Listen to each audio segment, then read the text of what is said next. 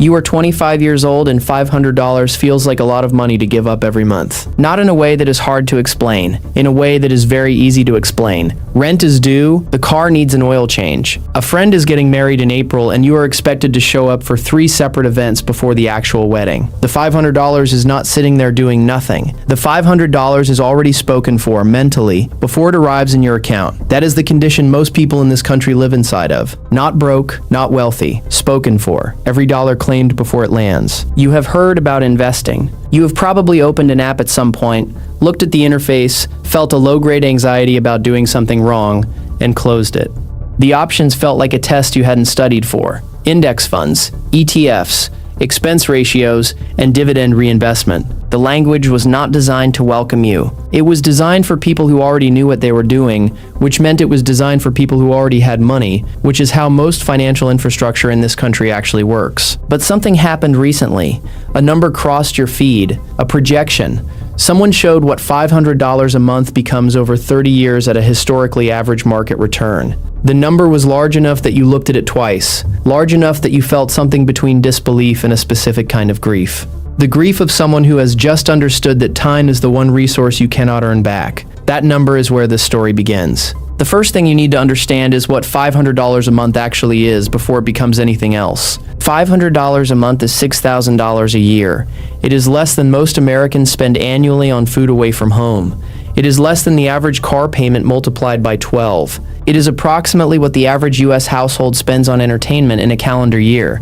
The point is not to shame any of those categories. The point is that $500 a month is not an abstraction. It is a real number that exists inside a real budget, and the question of whether it becomes invested capital or consumed lifestyle is a decision made once and then repeated automatically, month after month, until the decision has compounded into an outcome. You decide to start, not because you have a complete plan, but because you understand for the first time with real clarity that not starting is also a decision, and that decision has a cost too. The cost of not starting is invisible. It does not show up on a statement. It does not arrive as a bill. It accumulates silently in the distance between what you will have and what you could have had, and you will not see that distance clearly until it is too late to close it entirely. You set up an automatic transfer. $250 goes into your Roth IRA on the 1st of the month. $250 goes into a brokerage account on the 15th. The amount split across 2 accounts for a reason you will understand more fully later. For now, the mechanism is running. The habit has a structure. The structure will do work that your motivation alone never could. You are 3 months in, and nothing dramatic has happened. The account shows a number that is slightly larger than what you put in. The market moved up a little, the market moved down a little.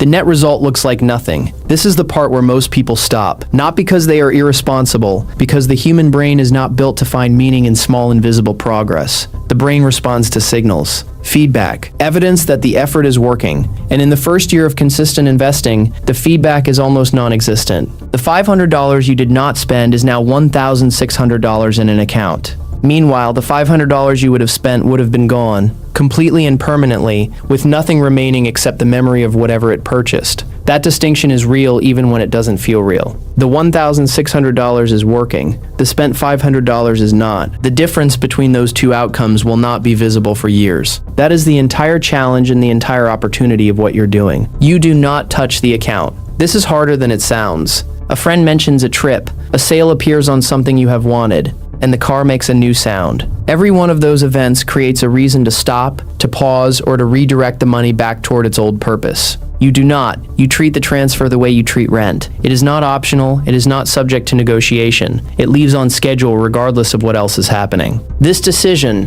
which feels minor in month 3, is the most important financial decision you will make this decade. You are 1 year in and the account holds $6,400. The market returned roughly 7% on average during the year, which is close to the historical average of the S&P 500 adjusted for inflation over long periods. That return added a few $100s to the principal you contributed. The number is not impressive yet. What is impressive, though you may not feel it yet, is the base. You have built a base. A base is not exciting. A base is what everything else is built on top of. You also did something else during this year that you did not fully realize you were doing. You changed your relationship to $500. The month before you started, $500 felt necessary, claimed, already gone. Now it does not feel like deprivation. It feels like infrastructure. You adjusted. The lifestyle recalibrated around the new number.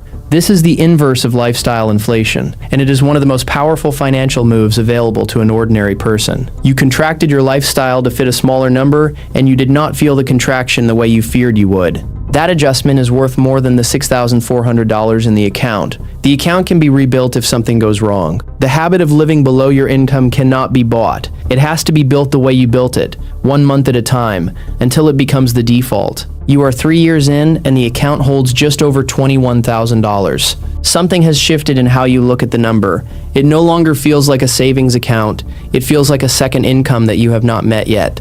The balance is generating returns on returns. The $6,400 from year 1 is compounding inside the $21,000. The contributions from year 2 are compounding. The contributions from year 3 are compounding. Each layer of money is growing at a different rate, because each layer has been in the market for a different length of time. This is what compound interest actually looks like from the inside. Not a chart, not a projection, a real account with a real balance that is growing faster than the rate at which you are adding to it. You learn the term that describes this, the crossover point, the moment when your investment returns in a given year begin to exceed your annual contributions.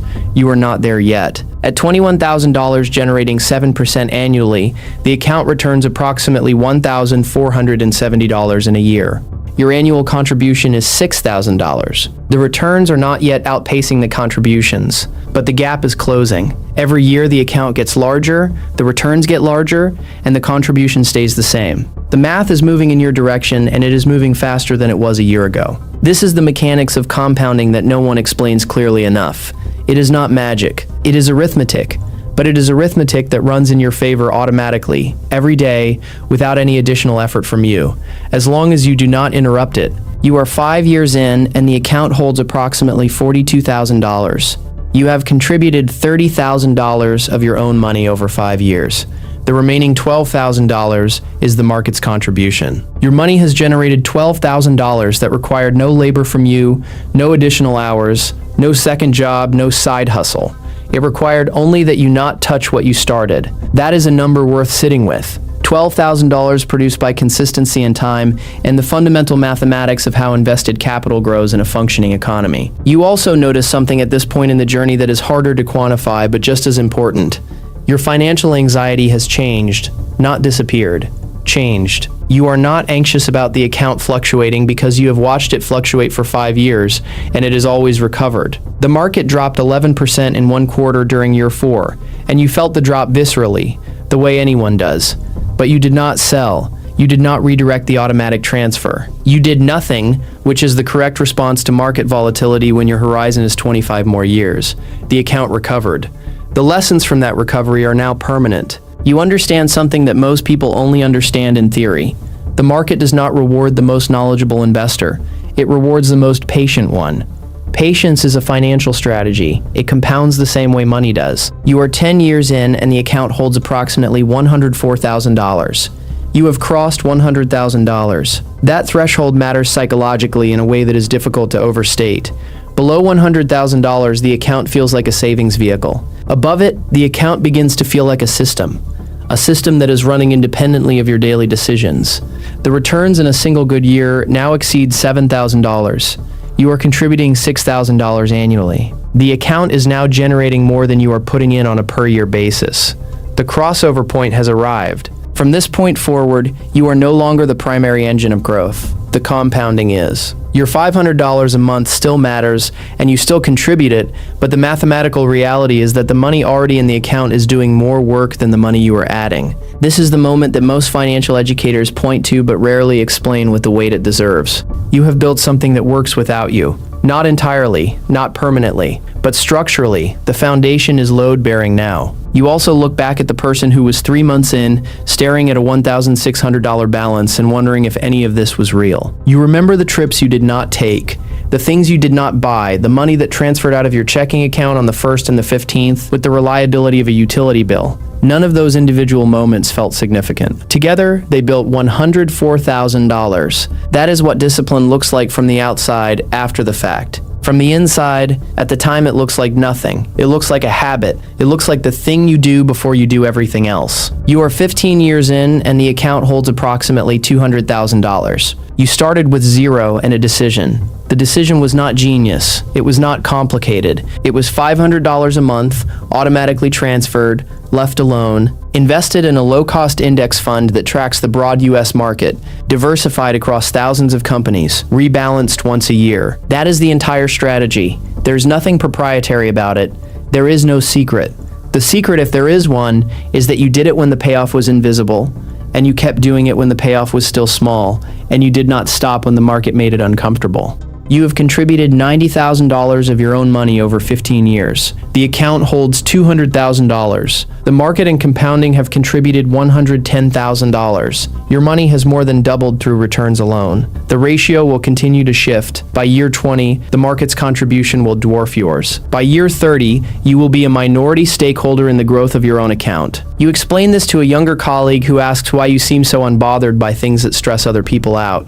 You do not have a clean answer. You say something about having a foundation. She nods but doesn't fully follow. You remember being her. You remember not fully following either. Some things only make sense from inside them.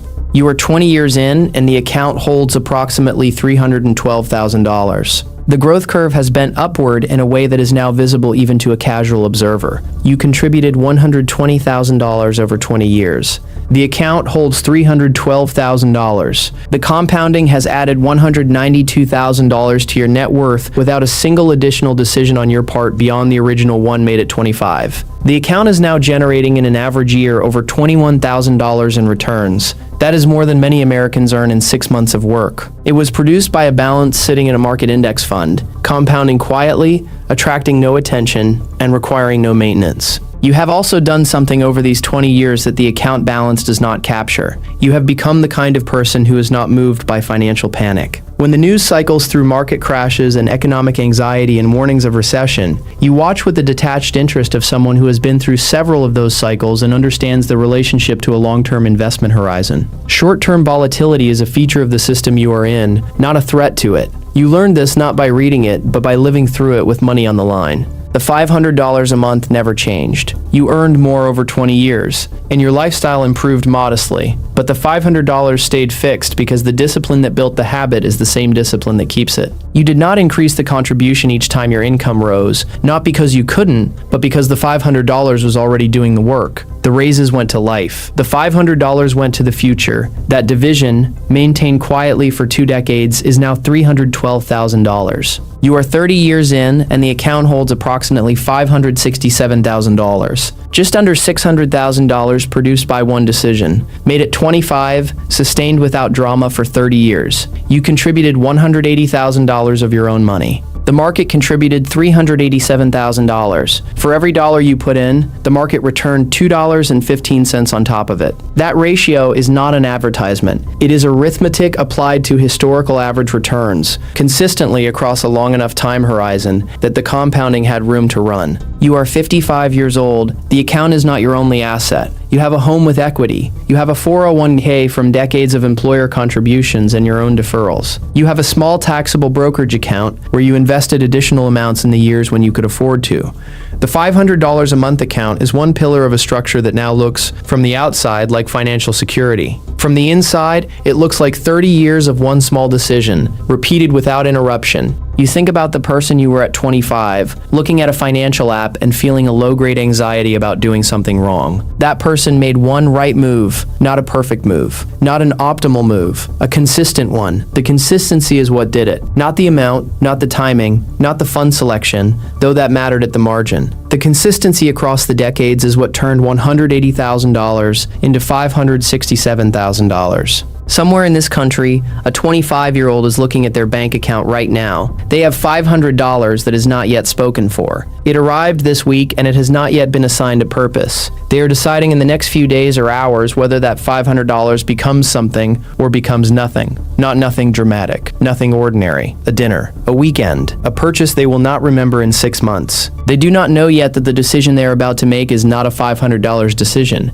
It is a $387,000 decision. Because Because that is what $500, invested consistently, left alone, compounded over 30 years at a historically average rate of return, becomes in addition to their own contributions. The $500 is not the point. The decision is the point. The decision to treat one amount of money differently than they have ever treated money before, to move it before it gets spent, to automate it before the month gives them a reason not to start before they feel ready, because the feeling of readiness is not a prerequisite. It is a reward that arrives years later, after the habit has already done the work. The math does not care how you feel about it. The compounding does not require your confidence. It requires only your consistency. Start before you are ready. The 30 years will pass regardless. The only question is what is in the account.